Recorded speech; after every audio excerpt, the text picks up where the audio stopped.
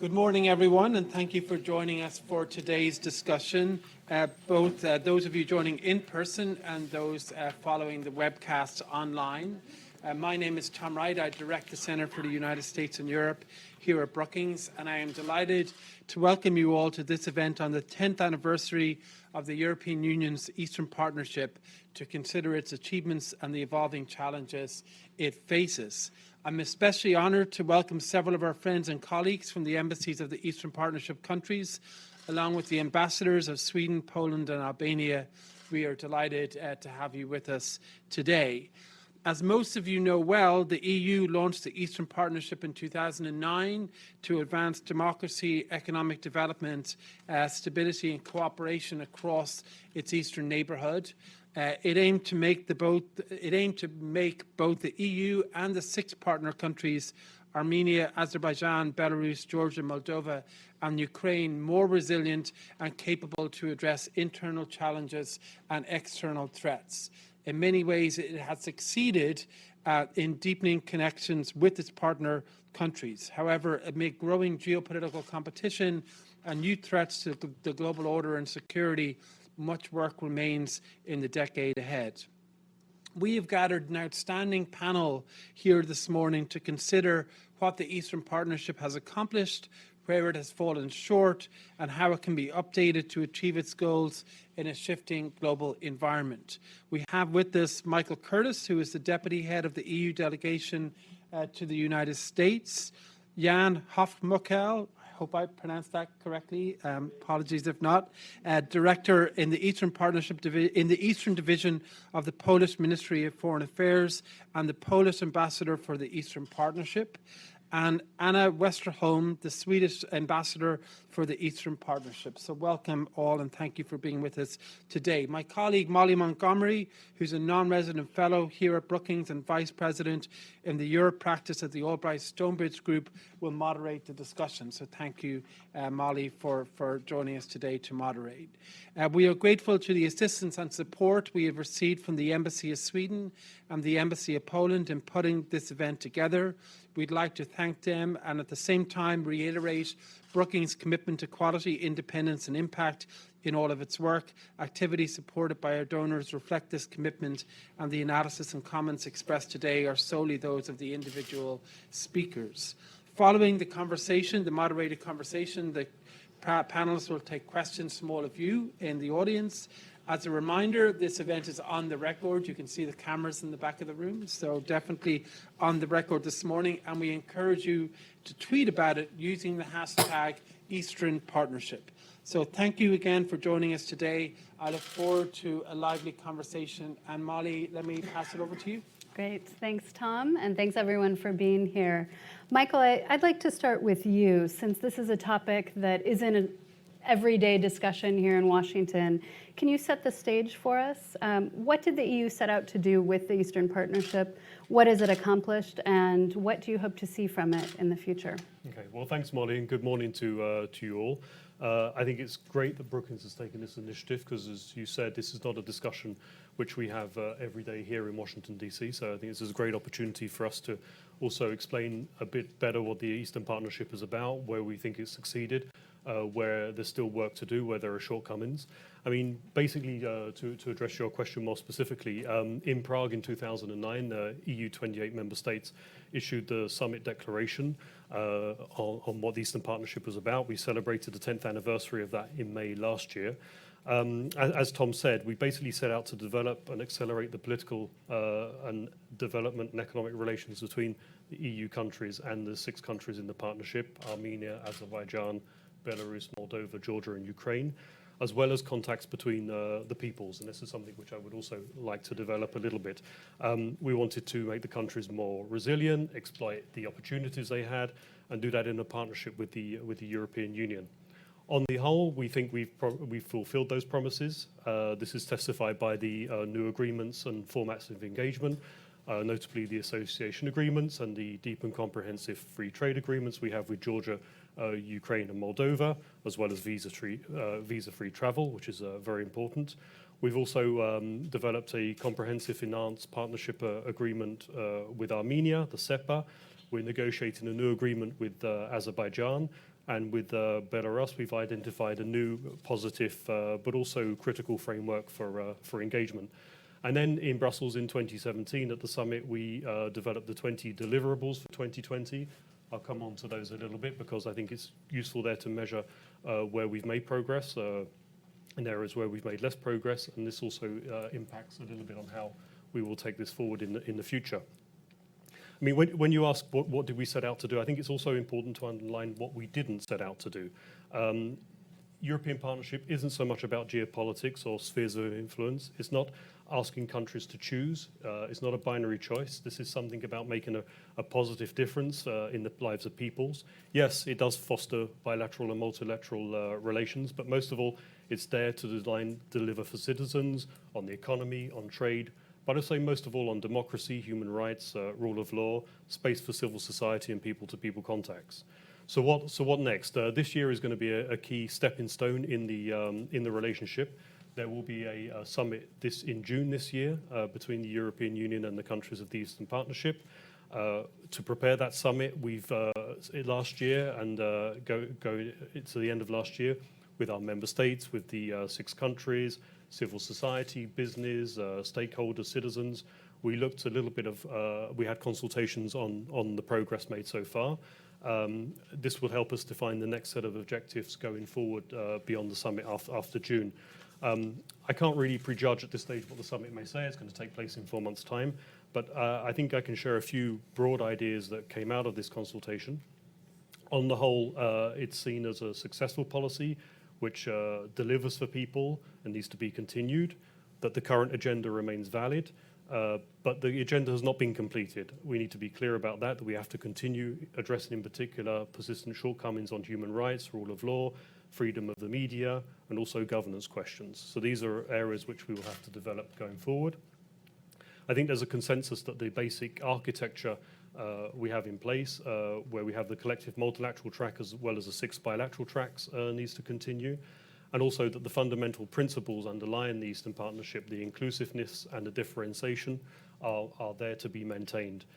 This is a way basically where we can reflect the different needs and aspirations of the 6 countries, but also take the relationship forward in a collective manner. So this is also based around, and I think we hear more about this morning from the other panelists on the principles of more for more and less for less. We do, however, hear calls for more emphasis on people, mobility, digitalization and youth. I mean, issues like education, training and exchanges. Also, these are areas where I think we will be working more. Also for sustainable economic development, creating jobs, tackling the brain drain, some of the challenges which are faced in the 6 countries. And also, I think, there are areas which are more, say, important today, which are more topical, such as tackling hybrid and cyber threats and countering disinformation. So, sorry if I've been a little bit long, but I would say a lot has been done, but there's still a lot to do. We need to update the agenda, but we won't be throwing the baby out with the bathwater, as we say. But it's not more of the same either. It's doing more and doing better. So perhaps I'll leave it at that. And, Great. Just to add also that the work, of course, doesn't stop with the summit. This is an ongoing process with continued high level of engagement. Thanks, Michael. I think that's a great overview of what the partnership is. Next, I'd like to turn to Jan and talk a little bit about why the Eastern Partnership. And one of the things we've seen over the last few years in a lot of parts of the West is that there is sort of increasing skepticism about levels of engagement overseas. And this is, I think, an issue we've seen on both sides of the Atlantic. And so how do we make the case that this is still important when there are politicians and publics, often on both sides of the political spectrum, that are saying maybe we need to pull back from doing quite so much overseas and really focus on problems at home? Thank you very much, Molly. Thanks very much for putting this show together with us. That's a very good question, which I pondered on a bit, and I found 3 elements of an answer. These are the 3 selves: self-determination, self-interest, and self-preservation. On self-determination, I think that especially we in Poland, we do feel we have a moral imperative to be involved in that region. We received a lot of help ourselves when we were fighting for independence. We think we were an investment from many of our allies of today, including the US, with a very high return. So there is a moral duty on our side to do more, to help the others, and to do it through a way we truly believe in, which is the multilateral system of the European Union. And in that respect, the Eastern Partnership is everything the EU is standing for. It's an open offer, it's inviting everyone to participate, and it sets the ambition as high as the partners want it to be set. So, and of course, we want to stand for independence, we want to stand for territorial integrity, we want to stand for self-determination so that everyone can choose his or her friends without being forced to do that. So that's one prerogative of ours to be involved. Then self-interest. It's a big market. It's a market with a very skilled labor force. It's a market with people who are very well educated, and they are Europeans. And it's a market where we can sell, where we can invest, we can export and import from them, but also we can expand our own economic values. It's a market or an area with resources, like Azerbaijan or like Ukraine. So we can only gain by teaming up together and by bringing these 6 partners closer to the European Union. They gain, but we gain as well, because we can do things together. And the third self, the self-preservation, we all face common challenges. I mean, we could name a lot of them, but let us take just few examples which are very concrete. Climate change and environment. I mean, if a fire starts in Belarus, fires are very telling right now, so that's why I'm using this example. It will not stop at the border, no matter what fence we will put. So we need to work together to face challenges which are not national anymore. If we take organized crime, if we take money laundering, if we take migration issues, these are all challenges we face together, and we can fight them or address them much more efficiently if we are teaming up. So that's the offer of the European Union. This is what my predecessor said. The European Neighbourhood Policy, which is the base for the Eastern Partnership, said we want a ring of friends around Europe. We want to create an area of stability, prosperity, and peace, and we can only benefit from that. So the 3 selves, for me, are self-explanatory as a way to answer your question. Great. Well, thank you. There's a lot to unpack there, but I think it's clear that this is a project that's based not just on values, but also on self-interest. And I think that answers a lot of the question. And I'd like to turn to you next. I mean, the reforms that are required to get to a place where these countries have healthier economies, more well-functioning governments, have been difficult in many cases. And corruption and oligarchy have proven particularly tough obstacles to overcome. And so we've seen in some places, Moldova, for example, that what was once really strong enthusiasm for a European direction has waned somewhat. And so I'm wondering, how can the EU and Eastern Partnership countries work together to solve this equation and to make sure that citizens really feel the benefit of integration and of closer ties and not just the pain? Thank you, Molly, and good morning to you all. Well, your question actually could be answered with a very long and elaborate answer, but let me just, with a few words, try to sum it up and be a bit self-critical. I think that at the outset of the Eastern Partnership, we focused a lot on the structural changes, structural reforms. And as important as they are, and they are absolutely necessary, I think perhaps we didn't pay enough attention to the fact that people need to see immediate change or very rapid changes in their everyday life in order to continue to believe in the policy and to continue to support it. We have done a lot. Partner countries have done a lot. to improve the standard of living for people, but perhaps not consistently throughout the countries. So I think we need to put much more emphasis on what is beneficial for the everyday person in his and her everyday life, not just in the capital, but throughout also the regions and local levels. So with that, I think that going forward now, we put people first, put the citizen at the center, focus more on local and regional level. We must, and partners must, do much more on corruption. Mm-hmm. I mean, that's the fundamentals. If you want to build a resilient society, and if you want to build trust from the people's side in your government and in your reforms, you need to make sure that you can have well-functioning institutions and a governance that is not corrupt, that people can see deliver. But we also need to focus more on jobs. I would say job creation and decent jobs, jobs that people can live off, need to be put at the center. And here also comes, of course, enabling the environment for entrepreneurs, small and medium-sized businesses. Jan was mentioning that the educational level is high. That's true. But we also need to focus more, I think, on vocational training to make sure that we also fill those sectors. Then other issues that are very important, particularly to the young people, are environmental concerns, climate change. So more focus on things that have a direct impact in people's life, like waste management, water purity, and access to potable water. I know regions in Moldova where you don't have that, actually.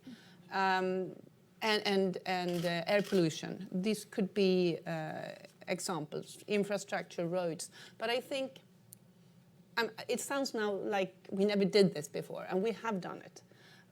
I think we need to do it more.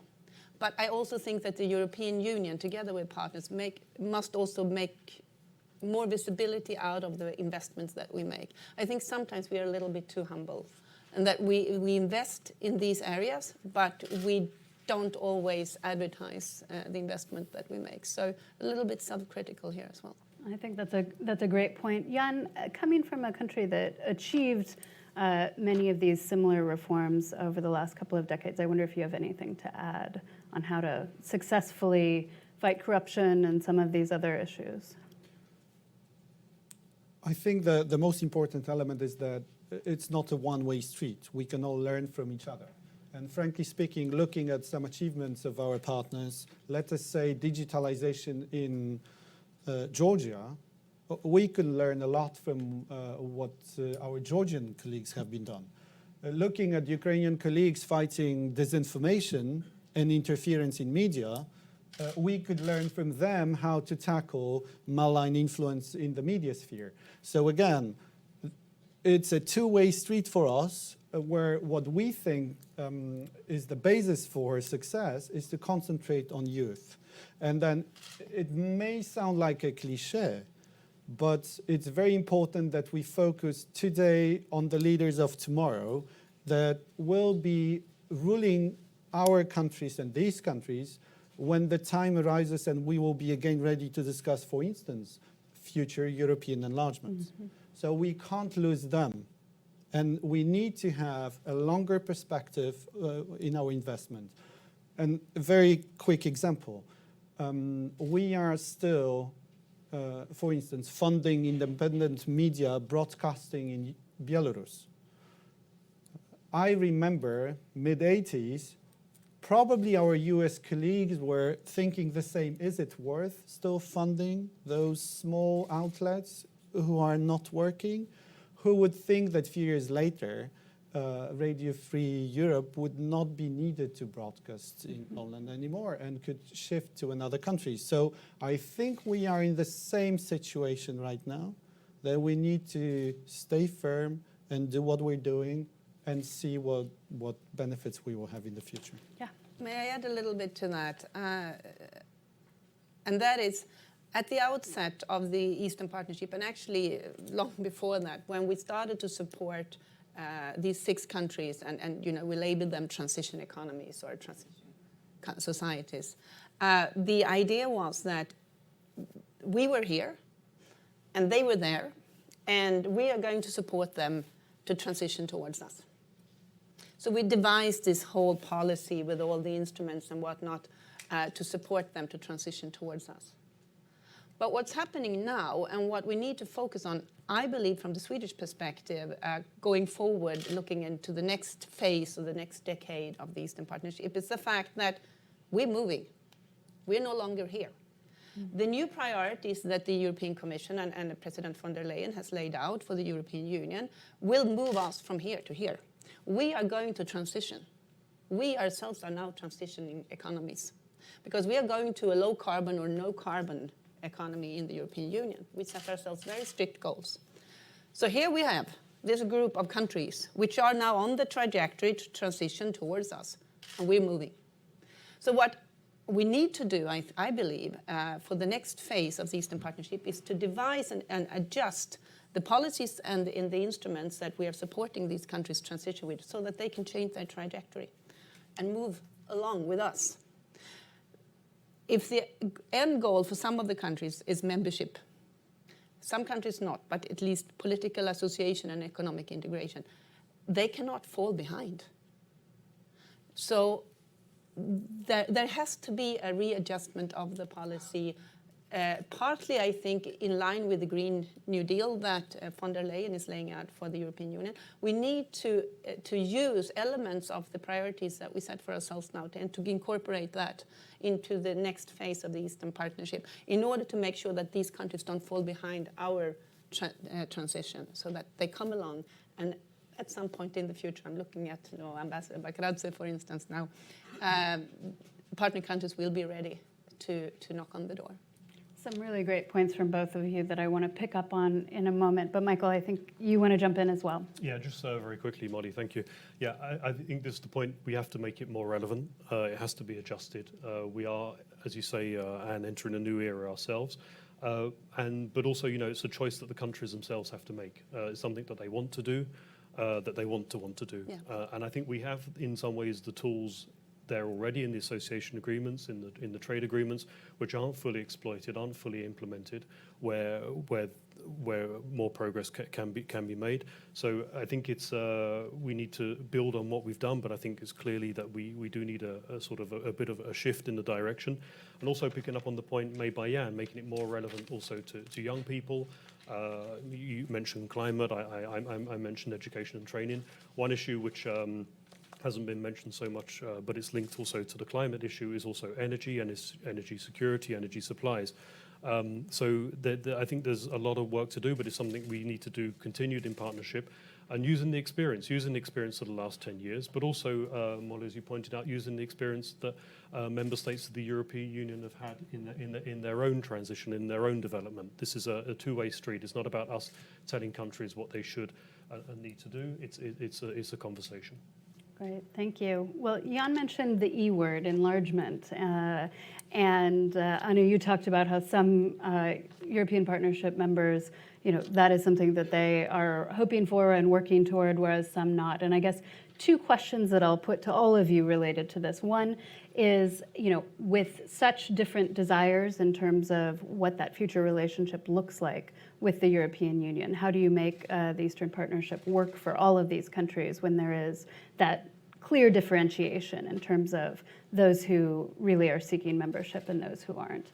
And then the second question related to enlargement is just, obviously, we've been talking for years about enlargement fatigue, but I think we're in a new place right now, given that the French have rejected temporarily, hopefully, opening accession talks for North Macedonia and Albania, countries that have been on this path for quite some time. And so how do you reconcile the expectations and the hopes of those countries like Ukraine that very much do want to join and are putting a lot of eggs in that basket with the mood at the moment in a number of member states?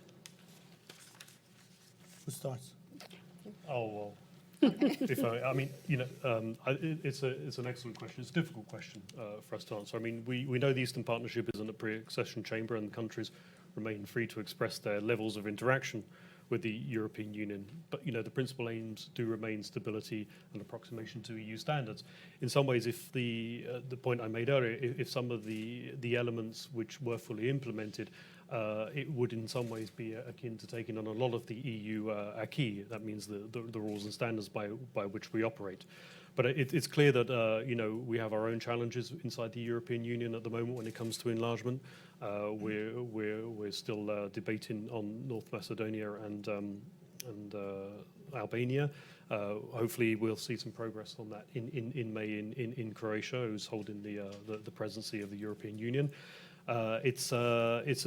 It's a discussion that we need to have with each of the countries. I don't see so much of an issue that they have different aspirations, because I think there, where the Eastern Partnership is very good, that it is tailored. It does try to address the different levels of development and different wishes of the countries. But I don't think enlargement is going to be happening anytime soon. I mean, even when we're talking about North Macedonia and Albania, is talking about the discussions to open negotiations. But this is a process. We're in it for the long term. The commitment is long term, and I think there will be developments in years to come. Okay, thanks very much. I'll try to be a bit provocative here for the sake of the discussion. And then there's an always a very long-standing discussion in the European Union that was labeled very nicely by Professor Neil Nugent. Is there a trade-off between an ever wider and an ever deeper European Union? And I come up to the conclusion that maybe there is none. Look at this moment. In few days, we might most probably lose the United Kingdom as member of the European Union. Then look at some of we're not a federation, we're in the European Union. We are a group of national countries who want to cooperate together on certain areas and in certain sectors. Look at our Schengen area, so the common area we have for some of the countries, because not all EU member states are part of the Schengen area. Bulgaria, Romania are not. And some non-EU member states are part of the Schengen area. Let us take Switzerland, for instance. Let's take the Eurozone. Sadly, neither Sweden nor Poland are having the common currency of the European Union, while a lot of countries do have it. And we are still part of the same European Union. Let's take the common defense area, which is being built right now by the European Union. Not all EU member states are part of it. So I can imagine myself negotiating with the UK a new form of cooperation that will serve as a basis for anyone else later willing to have intimate relations and enter into very deep integration, sectorial one, with the European Union. It might happen. Ukraine will be at the same level of integration as the UK. And then, happily so for both. Again, I have the impression that we are already having certain concentric circles of integration in the European Union, whether we like it or not. Right? We might dislike it. We are discussing the future of the European Union at this point of time in the EU constantly, but this is a fact that we have certain policies with opt-outs. So it might happen. We are testing new form of integration right now with the United Kingdom. Anna, do you want to jump in, or should we move on? Jan pretty much stole my argument, or I wanted to steal his. Just to add to what has been said here, I think that one of the reasons why the Eastern Partnership is in fact one of the European Union's most successful foreign policy initiatives ever is, I think, because it is built in within it this dynamic, flexible mechanism with the bilateral side and the multilateral side, and as Jan has now pointed out also, in various sectorial sides, it makes the policy adaptable to change. It makes it, dynamic and very well suited for a continuous long-term development. So I think that the reason why we are here today, after 10 years, and with this consolidated policy that actually, when it was initiated, not everyone believed in, is because it has those features of dynamism and flexibility that allows countries to choose the level of engagement that they want. I think going forward here, as John pointed out also with the analogy with the European Union, it is interesting to look at those programs and agencies that the European has that are open to non-members. So, for those who aspire to become members one day, to look deep into those programs and agencies and to see if they can already seek membership there now. I'll share with you another argument. No, you can take that. No, just to sum it up, we have this famous treaty of the European Union. According to the treaty, the EU has adopted for itself, and it's Article 49, and it's Article 2, if you are a European country and you fulfill the criteria, you can always knock on the door. I mean, no one tells you that we are a club of closed friends that you can't access. You just need to fulfill the criteria. Plus, you need to convince the members that it's worth taking you in. But precisely this is the beauty of the game, that you need to strive for it, but also that you have a very good excuse to implement heavy and painful reforms. It's a great point. I think that the best thing that aspirant countries can do is push as hard as they can to meet the standards and sort of force the argument with member states once they're ready. A lot there, and I hope we have a lot of questions from the audience. I'm going to ask one more quick question to give you a bit of time to come up with yours, and then we should have plenty of time for questions. Ideally, we would have had an American official with you here on stage, but since we don't, I would just like to ask quickly, what can the United States do to support the Eastern Partnership and to support the path of those countries that do wish someday to become members of the European Union? Should I start? In one or two sentences, to continue to cooperate with the European Union and its member states on this very long-term and very strategic support to the European region as a whole, including the cooperation that the US is already doing with EU members, but also with so far non-EU members and Eastern Partnership countries, to remain present, to remain visible, and to show clearly the commitment and the engagement that the United States has on the European continent, to really be there and to partner with us. That, I would say, is the most important thing. This is a joint priority. Absolutely. Anybody else? Yes. Yes. Excellent. Great. Well, first I want to open it up to members of the embassies from the Eastern Partnership countries. So Ambassador Bakradze. Thank you very much. For the microphone, thank you all. First of all, I'm so happy to see the colleagues that I had a pleasure to work with in my previous capacity. And I'm really grateful to Brookings and all the panelists to take a time and discuss this very important for our part of the world issues and dynamics.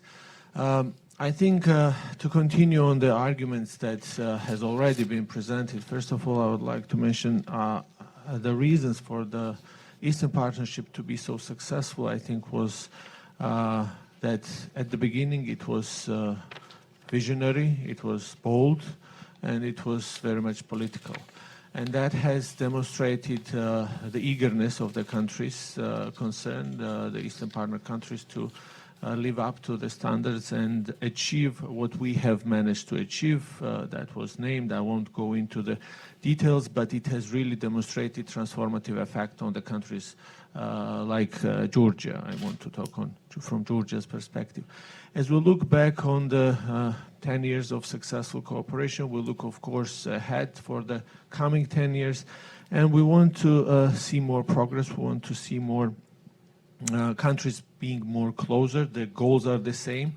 We want to bring countries closer to the European Union, and through approximation, through good practices, through good standards.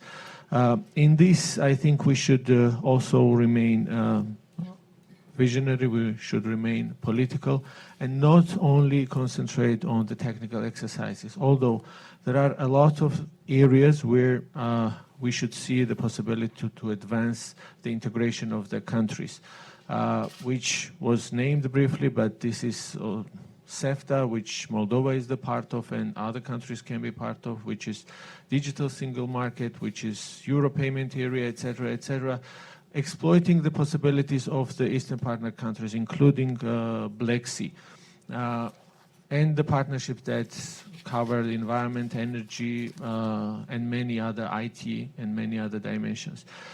In all that, if I would single out one, it would be gradual and full integration of the countries into the common market. Given the appetite, and I would like to ask, especially the visitors from Europe, do they see the possibility of that? And very briefly, to follow up on Molly's last question, which was US engagement. I think that the last several years have really demonstrated how complementary the work of the United States and EU can be on the country on bringing higher standards, bringing better practices, good governance, and I think Georgia is one good example of that. Thank you. Thank you. Great. Please. Sure. Any comments from the panel? I Or think should we take? let's take another question, and then we can go from there. Thank you. My name is Varujan Nersesan. I'm ambassador of the Republic of Armenia, and thank you to all of the panelists for this wonderful presentations on Eastern Partnership. And this is indeed a great occasion for all of us, members of Eastern Partnership, together with European Union countries, and especially together with Sweden and Poland, who are the, so to say, two co-chairs of the Eastern Partnership, to celebrate this wonderful occasion. Since its inception, Armenia has been an active participant of this great process. And although Armenia didn't sign a DCFTA or association agreement, Armenia signed with the European Union the SEPA agreement that the panelists mentioned, the comprehensive and enhanced partnership agreement, which is a great tool. And now we know that only 5 EU countries haven't yet ratified the agreement. We're very much looking forward to the end of this process. However, the agreement is already in its temporary application, and we're in the process of its implementation. So Eastern Partnership has been a great tool in supporting reforms in Armenia. For us, this has been, first of all, about common values, about shared values. Armenia sees itself as a part of Europe, as a part of European civilization, and we have utilized this opportunity in the Eastern Partnership together with all 6 countries to participate in one common process and to work out common mechanisms. I appreciate very much saying that this has not been a geopolitical project or a project of putting the countries in front of choices. Armenia, being a member of Eurasian Economic Union, has simultaneously and equally developed strong partnership with European Union, and we are looking forward to continue the same path of compatibility. We see these processes not at the expense of each other, but rather in a mutually supplementary way.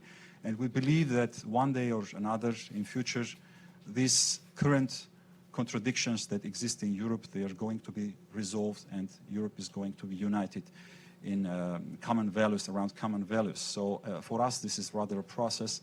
We do not have prejudice towards the final, and we do not pursue at this stage a membership, but we rather see this as a partnership, as a process, as a firm format for us to continue this with the European Union. I wanted to ask a question about the principle of more for more, because I remember at my time in the capital when I was dealing with Eastern Partnership. By the way, I was also in the negotiating process of SEPA agreement when I was in the administration. I wanted to ask, what is the current approach on more for more? Armenia has been, especially after Velvet Nonviolent Revolution in Armenia, implementing robust reforms in combating corruption, for better protection of human rights, and deepening democracy. Of course, we appreciate very much the EU fundamental support and assistance to Armenia, but I was interested, what is the current approach on more forward? Thank you very much. Great. Thanks Thank for your you. presentations. Either Hello, I'm Yaroslav Brysyuk, Deputy Chief of Mission at the Embassy of Ukraine. I want to continue on what Ambassador of Armenia just said, the principle of more for more. We really value the Eastern Partnership mechanism and see it as a very important and practical tool to bring our countries closer to the European Union. But ambitions among our countries differ. For Ukraine, for example, we have stated from the outset that we want to knock on that door. According to Article 49, we want to become a member of the European Union. It's actually written in the constitution of Ukraine that this is our goal. We've talked with the European Union about establishing the Eastern Partnership Plus project. It was first mentioned in 2017 in the joint statement of the summit, and once again it was mentioned in the joint declaration of the foreign ministers of Ukraine, Georgia and Moldova in December in Bratislava. We're looking for stronger cooperation and stronger sectoral cooperation in a number of areas like transport, energy, digital, and so on and so forth. And this is the purpose of this Eastern Partnership Plus initiative. So I wanted to ask you, what are your thoughts of formally establishing this new step, new mechanism at the upcoming summit? Thank you. Great question. Would you like our Moldovan colleague as well? Thank you. Hello, Carolina Perebina, Chargé d'Affaires at the Moldovan Embassy. First of all, thank you very much to our colleagues and to Brookings for putting this event together, because not often in DC you are talking about Eastern Partnership, and we are very grateful that this is an opportunity. For Moldova, as one of you was mentioning, Moldova was used to be a front runner in this initiative. However, a couple of developments in our country kind of pulled us back on the track, but we were always, thinking about that we need to adjust this format at some point. There's been 10 years, great years of doing different interesting things, projects, receiving a big amount of assistance from our colleagues in EU, but there's definitely need to refresh it, as you were saying. And from our point of view, of course, during the consultation process, we also presented a paper how we would think that it should shape. Besides, we also supporting and sharing visions of our colleagues from Georgia and Ukraine on this. Again, adding some new dimensions on this Eastern Partnership cooperation, bringing a new level of political cooperation, first of all, for the countries who aspire on the European integration path. I was wondering if you could comment something, because I was reading recently an article regarding a document that was also circulated in the consultation process by France, considering that again, Eastern Partnership is not about enlargement, it's about just bringing the countries closer to EU, which not necessarily means an enlargement. And we know the recent France position on this subject. They were saying also that in the view of the Green Deal that was announced last year, there would be, their focus and their request would be for Eastern Partnership, to put more money for assistance concerning the projects on climate change and environment. How would you see that? Because right now I think it's roughly about 25% of the assistance that comes to Eastern Partnership countries on this particular matter, like environment and climate change. And France was saying, or it is considering that it needs to be at least half. So half of the assistance going to Eastern Partnership should be on this particular project. So how would this shape the future assistance that would be rendered by EU to Eastern Partnership countries? Great. So that's a great, I think, set of questions to kick us off. And I will let each of you kind of address various pieces. Who would like to start? Green. No, someone wants. You want to answer, sir? Please. We'll have another round of questions. Let us unpack some of these first. I think there's a lot there, and then we'll start with questions from the audience. But no, go ahead. Okay. The more for more, less equals less for less. Right? So those who not declare bigger ambitions, but fulfill bigger ambitions should receive more. But those who don't fulfill and then they don't implement commitments, like for instance, contractual arrangements that they have signed up to, might receive less. So it's a double-edged sword that one needs to take into account. Just to say that I have the impression the European Union reacted very quickly after the Velvet Revolution by increasing its financial support to Armenia. So I think that we are trying to put much more flexibility in the instruments that we have at our disposal in order to react to challenges, but also to reward those who are more ambitious. But that's my private opinion, and then I'll try just to say a few words on the Green Deal and France's proposals to assign more money for environmental projects. Let us say energy efficiency, insulation of houses. Is it green or is it not green? I would say it's pretty green and it fulfills the requirements that France is setting. High-speed trains or infrastructure, is it green or not? I have to say, but now I don't want to enter into a European discussion here in Washington. I sense that we shouldn't be scared of the proposals which are circulating right now, because if you look very much into what is already happening through the investments financed by the European Union and by EU member states from their bilateral development cooperation envelopes, I would say that we exceed 50% easily of things which could be labeled as falling into the Green Deal. Michael, do you want to take a couple of these? Yeah, I'd just like to comment on one thing that Jan said in particular. He said, energy efficiency, is it green? Yes, it is green, but it's also strategic. If you're becoming more energy efficient, you may be less reliant on imports of energy from neighbours. I think you understand what I'm trying to say. It's an important. So it's in that respect, it's win-win. And I agree with Jan on more for more. It's basically conditioned by concrete reform steps. I mean, it's an incentive-based approach which should continue to benefit those partners most engaged in reforms. And then coming back to the question from our Ukrainian colleague about what more can we offer, a new mechanism. And we are very much aware that some of the partner countries would like to see special new formats of cooperation. You know, we hear about European Eastern Partnership Plus, AA Plus, for example. I think that's something I think merits really further consideration. It's something that we're grappling with. I think we need to look at the areas where we could expand our cooperation. You know, we've mentioned energy policy, green policy, digital economy, who knows, customs. We did have a meeting on trade with Commissioner Malmström under the last commission.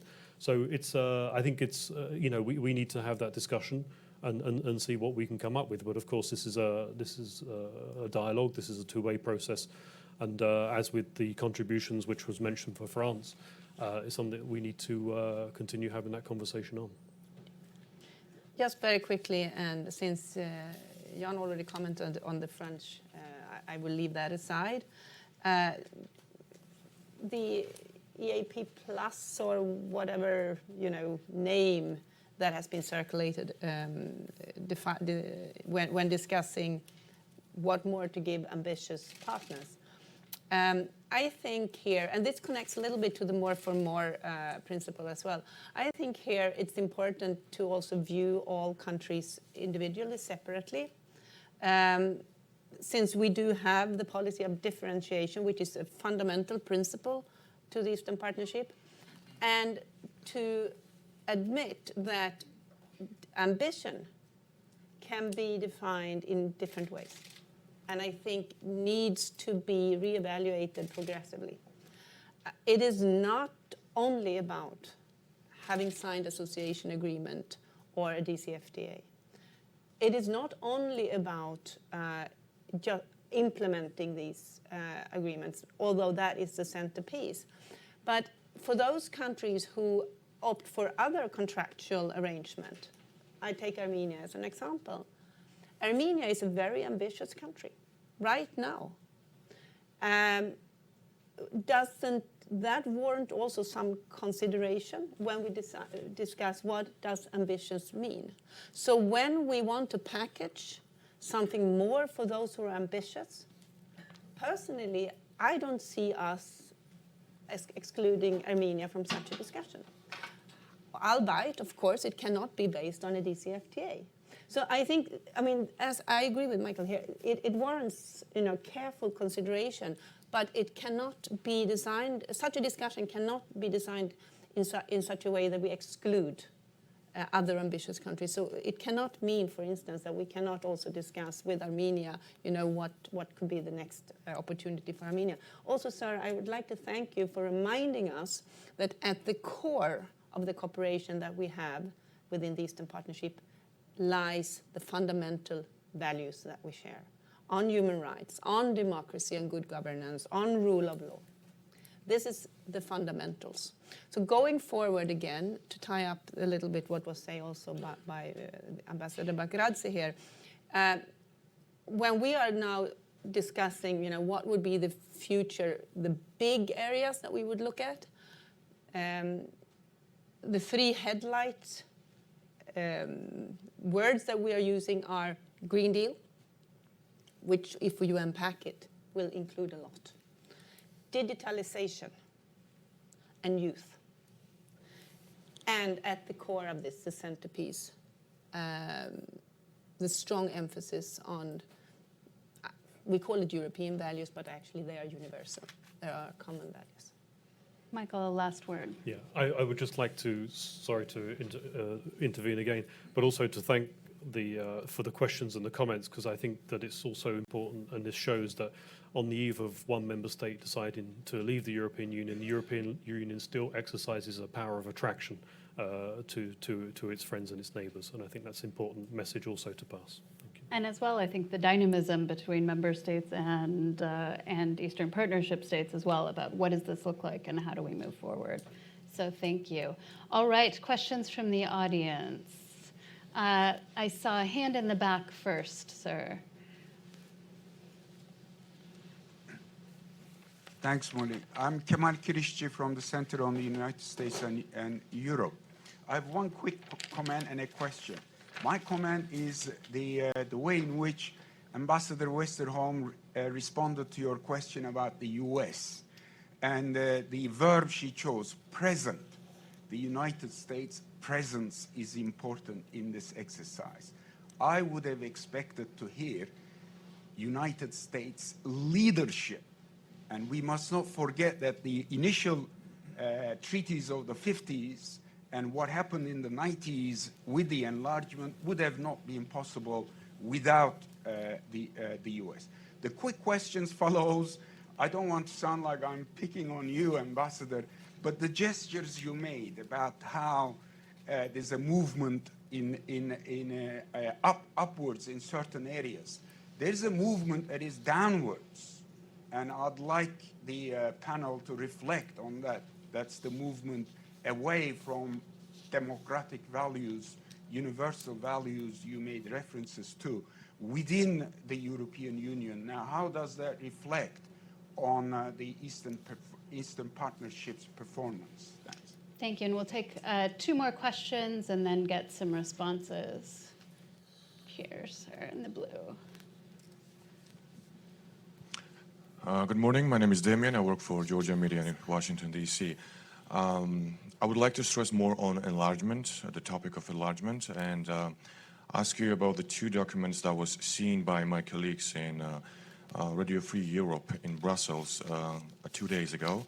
According to those 2 documents, France has rejected the suggestions that Eastern Partnership program could lead to the EU membership, and it excludes all mechanisms and all the instruments for any possible membership.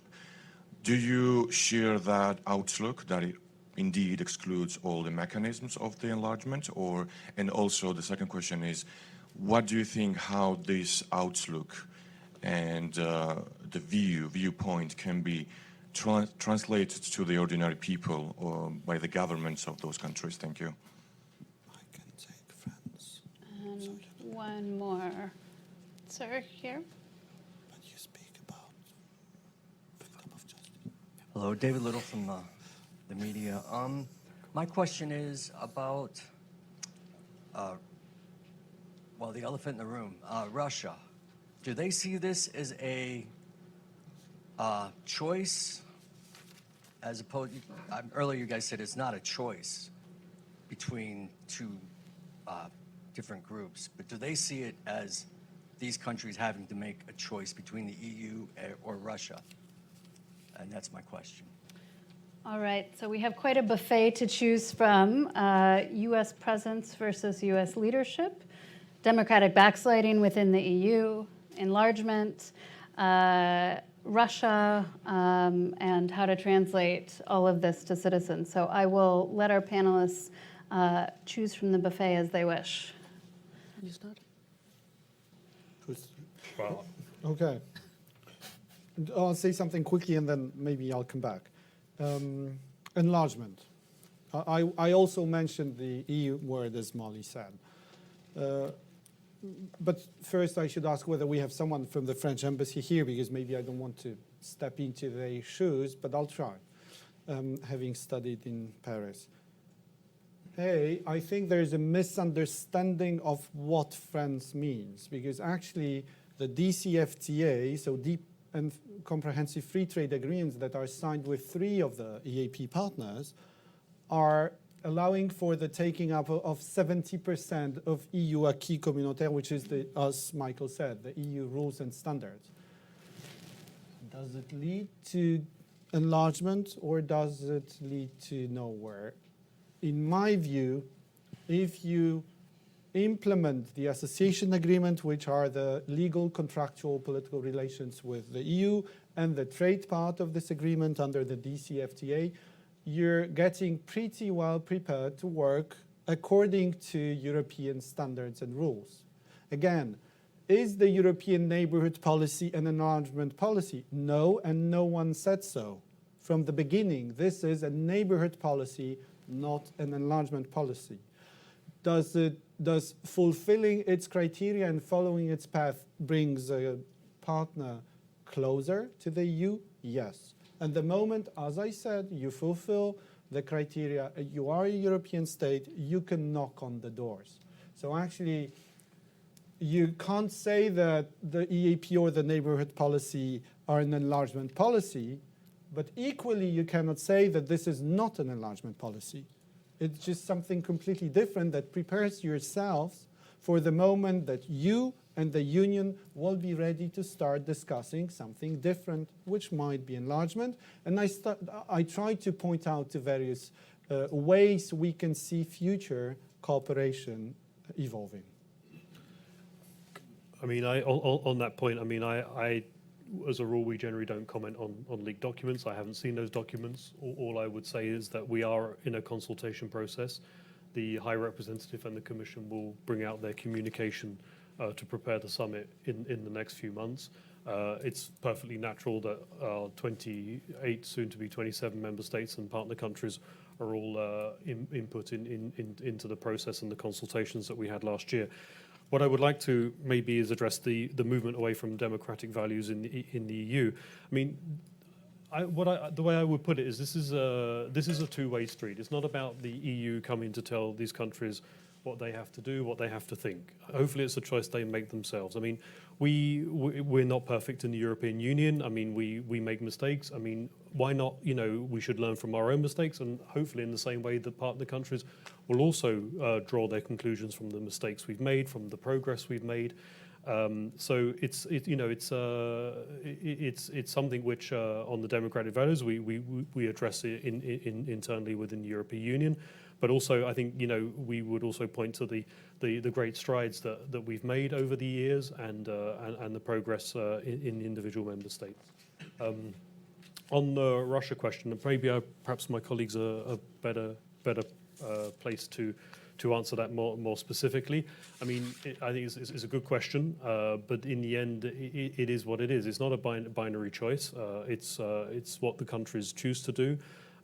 We have examples where countries in the region have agreements with which involve Russia, which involve the European Union. We're not asking countries to choose, and we don't see that as a way for them. Well, I can't speak on behalf of Russia if that's how they see it or not. So I will try to address a few of the questions.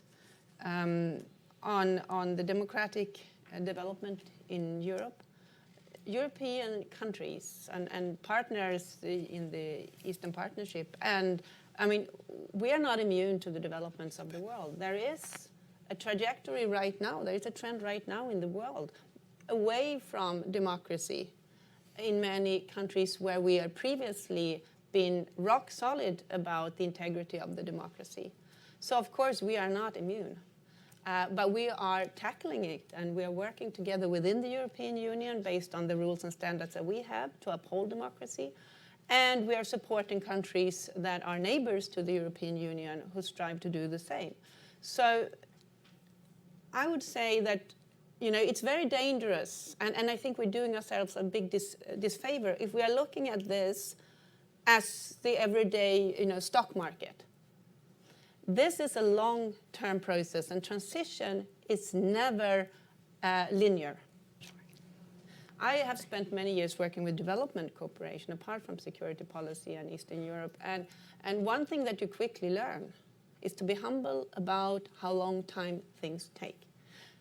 So if we evaluate, you know, this as a daily stock market, like the tradings like this, we're going to lose sight of the real trajectory, because what we have to remember, sir, is where did we start?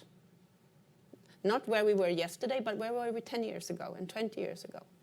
So I would say that even though we have challenges right now within the European ourselves, I think that the democratic development of the European Union is still positive. Commenting on US leadership, I would actually leave that to the Americans to comment on that. I think that the Europeans should be taking leadership, and if the US want to take leadership, they're welcome to do so. Let me also, when we talk about Russia, let me also say, maybe a little bit provocative, that unless you are a country that is afraid of being surrounded by democracies, you really should welcome the Eastern Partnership and the work that we do with the partners. Eastern Partnership is not a zero-sum game.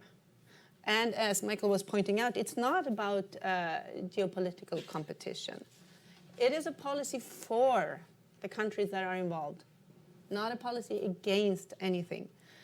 And let me just, for the sake of the argument, bring us back to before we had the Eastern Partnership. Because one of the things that when John and I have been touring around the last year within the framework of the 10-year anniversary, discussing, you know, the pros and cons and the developments and where do we come from and the achievements and whatnot. One thing that I reflected on was that the Eastern Partnership was not born out of desperation. The Eastern Partnership was born out of aspiration, for wanting something. If we remember what it looked like back in 2006, 2007, we had pretty good relationship with Russia at the time. We had a partnership agreement with Russia just signed. There was movement on the southern sector of the EU neighborhood. And the discussion, I know in Poland, you have told me, and you started even long before this, to think about what can we do also for the other countries that are neighboring the EU, not just Russia. We had an agreement with Russia. And we had a successful enlargement process where already completed in the European Union. And based on this positive wave, the ideas of the Eastern Partnership were born. Then actually it kicked off in 2008 with the war in Georgia. That's really, you know, when it kicked off. But the plans were there before. Can I step in? Just with a few elements about Russia. Now you got me started. Watch out. Thank you. One, let's put it in context. Back in 2004, 5, 6, the European Union and the US are enjoying a completely different setup and relations with Russia. Yeah. In the European Union, we are building strong partnerships based on sectorial cooperation And imagine that few ministers from the European Union, including the Polish and the Swedish one, the mother and father of the Eastern Partnership, went to see Minister Lavrov and proposed him to join the Eastern Partnership. Because it's an open, a standing invitation to take part in the discussion on the future of the region and its cooperation with the European Union. Minister Lavrov at that time, and I reviewed the reports from these meetings, said that we are enjoying a very strategic relationship with Europe and we don't need the Eastern Partnership, but we have nothing against. I am not sure what he would say today, but this is what he said. Two, Minister Lavrov repeated that now he understands why some of Russia's neighbors do want to team up under this umbrella, allowing them to have multilateral relations with the European Union a few years back. So it was reiterated. And the most important element I want to emphasize, and I will do it, I apologize for that, on using the example of Armenia.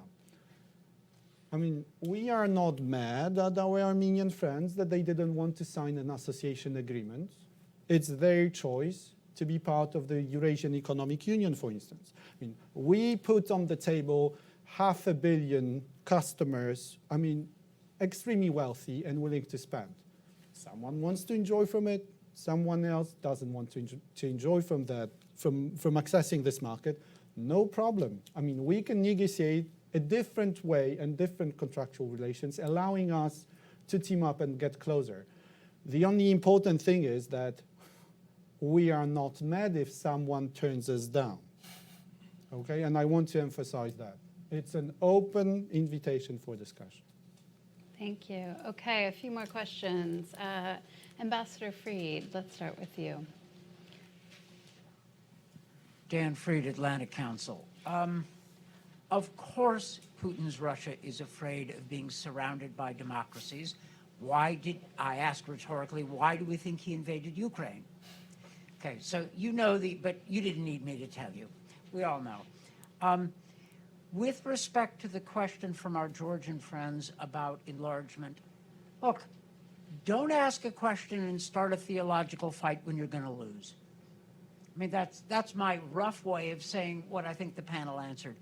The Eastern Partnership allows everybody to advance toward Europe at the pace they can. And in doing so, to the degree they are successful, they will amass political capital, which then they can use to push on the enlargement process when the politics change, as they will. All right, and I say this from experience, right? You know, in the very early days of NATO enlargement, when it was a forbidden phrase even in the early Clinton administration, we made ambiguity our goal. And all there was a little crack of ambiguity, and later when things changed, we rushed in. So, you know, I'm not asking the European colleagues to comment or get into a fight, but a frontal assault on the French position isn't going to work, but amass the political capital of success. And then start the conversation when the opposition changes and your capital is at a height. Okay, sorry about that, but two brief questions. On the question of U.S. leadership, look, I mean, you know what you're dealing with. George Kennedy, I don't know where George is. I wish he were here, and we all love him, but what can he do? We are where we are. One element, though, of actual U.S. leadership, which is compatible with the European Union, which is a rare and welcome occasion, is the 3 Cs initiative. Whatever its origins and odd antecedents, it has moved in a consistently European, EU-friendly direction, and it overlaps significantly with what you're talking about. Green Deal, you know, and energy. Digitalization is one of the 3 pillars of 3 Cs. Is this an area for cooperation? Okay, that's one question. Second question is Belarus. How do you balance the different equities? And I don't, you know, I've been going back and forth myself on this for 15 years. Where are we now? What do you think is possible? Is Lukashenko's fear about being swallowed alive, losing his sovereignty and his job, sufficient basis on which to work with them. And good arguments on both sides. Sorry to go on, but this is just too good an opportunity. Thank you. Okay, 2 more questions. And we haven't had any women ask questions. You're here, so please raise your hands. I see one in the back. Thank you. Hello, Voice of America, Georgian Service. My question is about the ambition of the Eastern Partnership Program, because there have been concerns about how effective actually the program has been. Well, I will talk about Georgia. Will it be visa liberalization or the CFTA, if has actually brought as much benefits as the program initially planned for?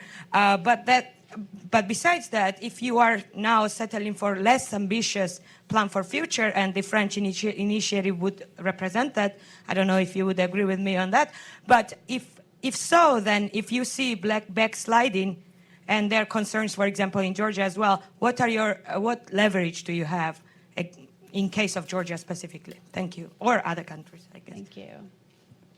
Okay, sir. Thank you. My name is David Nikuradze. I represent Georgian television station Formula in Washington, D.C.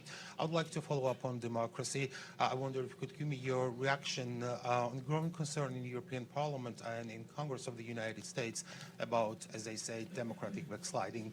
Since the Georgian Parliament voted down constitutional amendments on fully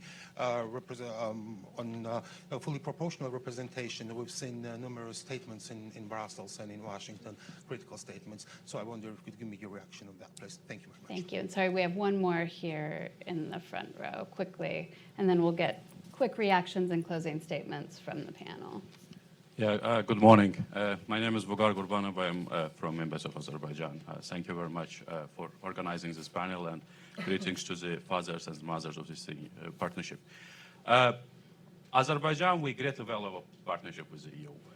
In some fields, we have strategic partnership, energy being a very vivid example of that. And frankly speaking, as a matter of policy, we prefer bilateral relationship. And with the EU, Azerbaijan and the EU on energy transport have been working on very strategic issues, and that is building the backbone of the region. And I would encourage working on these fields, which brings EU closer to the region and the region closer to the EU. So this is a very practical and strategic issues. On Eastern Partnership, Azerbaijan was participating on it, and as is written in the 2009 declaration, there are certain issues that are impeding cooperation within the Eastern Partnership, and conflicts are mentioned as one of them. And here I would like to thank EU for its position to the support of territorial integrity and sovereignty of states.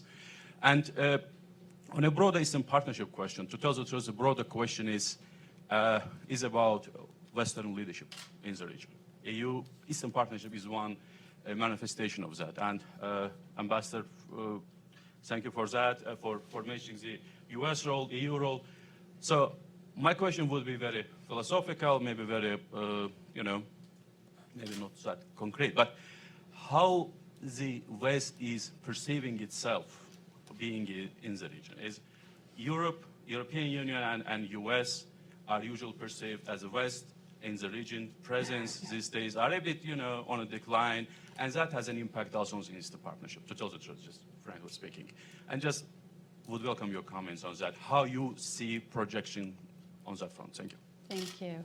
All right, well, I've given you the impossible task, I think, of answering all of those questions in the next 9 minutes. But I'll give each of you a couple of minutes to respond. And if you have anything you haven't yet had a chance to say, please have at it. Michael, can I start with you?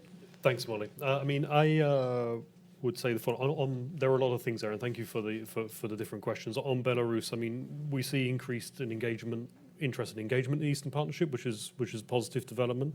But at the same time, we still have our position dating back to Council conclusions in February 2016, which says that we need tangible results on democracy and human rights in Belarus. Only then, basically, do we see concrete differences that we can sort of start looking into tackling a sort of legally binding agreement. So I think my short answer to that question is they will be judged on acts rather than words. To address the issue of a lack of ambition, I think it was mentioned specifically with regard to Georgia, but I don't want to comment specifically on one country. I think what I would refer to in this is, as Anne said, this is not linear. This is like a river. There are twists and turns. Sometimes, you know, it slows down. Sometimes it speeds up. But we need to look at, as she says, where we were before, and we're making progress. But it's not a straight line. And you know, and countries go through their own development, their own internal challenges. When at times, you know, there may be, you know, perhaps less ambition at other times. But I think that the constant is still there. The agreements are in place. The partnership is in place, and you know, they still need to be implemented fully. There's a lot of potential for development within the current context of those agreements. But again, you know, in 2020, we'll have the opportunity. I think what we will be developing is a more ambitious European partnership. I mean, that's the aim. I think we take heart from the progress that has been made, but we're perfectly lucid about where there are still shortcomings. And hopefully we will have a level of ambition which will respond to those challenges, which brings me perhaps to the comment from our Azerbaijani colleague about how does the West see itself in the region. I mean, fully committed. I mean, that level of engagement has grown over the years. I mean, I think at some point, going back into the 2006, 2008, some countries in the European Union saw it as more of a little bit more of their backyard through their historical ties and geographical proximity. What I've seen in my time in the European Union, having been based in Brussels, is that this is something which all member states are committed to, even, you know, whether they're new, old, west, east, south or north. So this has got a fundamental importance for the European Union. I would leave it there. Just maybe one final comment on the 3 Cs initiative from Ambassador Fried. I think there is perhaps area of overlap, but overlap which could be used and channeled positively. I think it's something we would need to look at a little bit further. Thank you. Great. Jan. Ambassador Fried, you would like to know what we think about Belarus. As a direct neighbor and a European Union member, I'll try to be brief because we could discuss it the whole day most probably. But I think that right now we have a completely common goal with our Belarusian colleagues, and it is to have an independent Belarus, full stop, right? And by saying this, I want to acknowledge that the European Union is ready to support any attempt by Belarusian authorities to strengthen their resilience, to strengthen their nationhood. By saying this, I want to say to strengthen the capacity of Belarus to decide by itself who it wants to team up with. Again, there's a lot to do, not only on the economic level, but also on the political one. The EU is there to assist, but it will not force anyone and will not save anyone against its own will. So it needs two to tango at that moment. And of course, you need to be sure that you want to dance to the tune that will be played. So with this enigmatic answer, I am ready to follow up afterwards.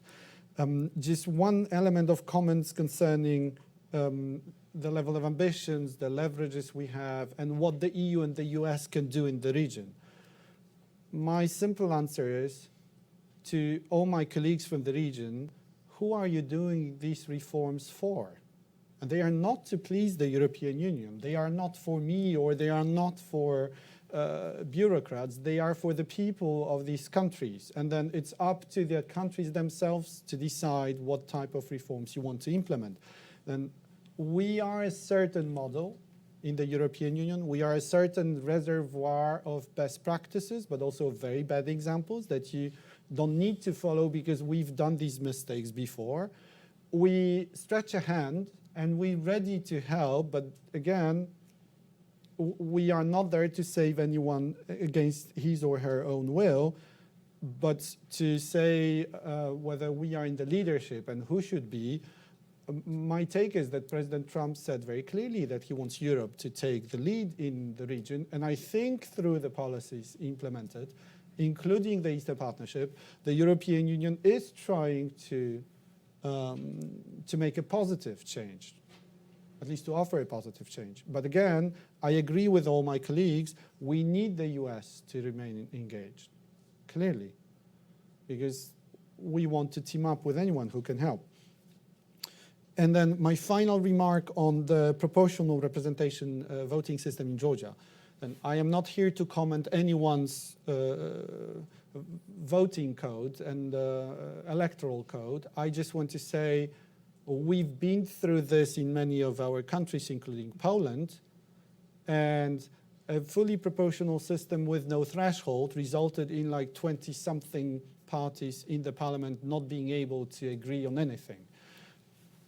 Again, the EU is a nice reservoir of best practices and very bad mistakes that have been done. So that's why in some of our countries, we do have entry thresholds to allow a certain degree of workability in our parliaments. Anna. So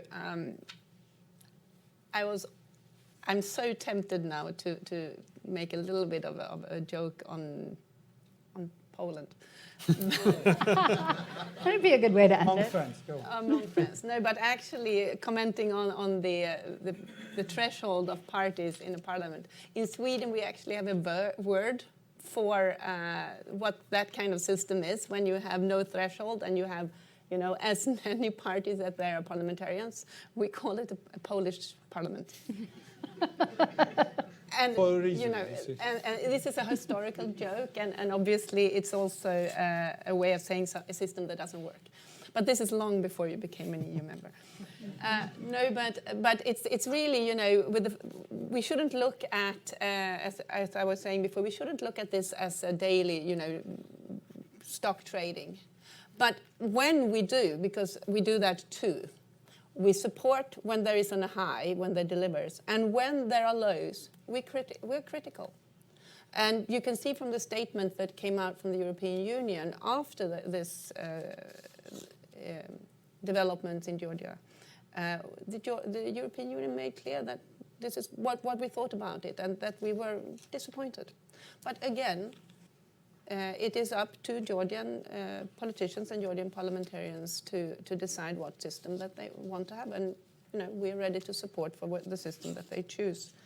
I will not comment more on the details of the Georgian proportional system. I think that actually everything was commented on by my colleagues here, so can I say something completely different? We talk very often when we analyze the Eastern Partnership and when we look back over the 10 years that has followed since its inception, and we talk about what has it delivered. You know, what are the results? And we could, you know, list them, and many of you could also, you know, make long lists of all the results that they have, that the Eastern Partnership has delivered. Did it give us what we expected? Partly it perhaps didn't, but maybe it has given us more than we actually assumed from the start. I went back to my then minister, Carl Bildt, and asked him, did it give you what you had imagined? And he said, well, or did it develop the way you thought? And he said, well, actually, we hadn't calculated on the Russian negative reaction. But given the changed challenges in the region during these years, the Eastern Partnership has delivered more than we expected, because we also didn't expect the association agreement and the DCFTAs coming this quickly. So in a sense, it has been a more profound transition and a more profound transformation that we dared to dream of. But again, we can list all the developments that have happened in the region since the partnership was initiated. But there is one result that we very seldom talk about. And that is the change that it has brought with it within the European Union and within EU member states. Because back then, I would say that the majority of my colleagues and our countries in the European Union would look upon the countries to our east, wondering about them, these really, you know, unusual to us post-Soviet states. 10 years later, we know each other. We know our weaknesses and we know our strengths. We have a proactive agenda that we meet regularly on and discuss based on EU standards and EU policies, a forward-looking strategic agenda. This was inconceivable 15 years ago. But more importantly, we talk about our East European neighbors, our East European partners, as European, not as post-Soviet. And I think this is one of the most important results of this policy, the change in mind that it brought with us among us in the European Union. Thank you. I think that's a great note to end on. I want to thank all of you in the audience for your presence and great questions, and please join me in thanking our panelists for this great conversation. Thanks for watching. Be sure to like and subscribe for more videos from Brookings.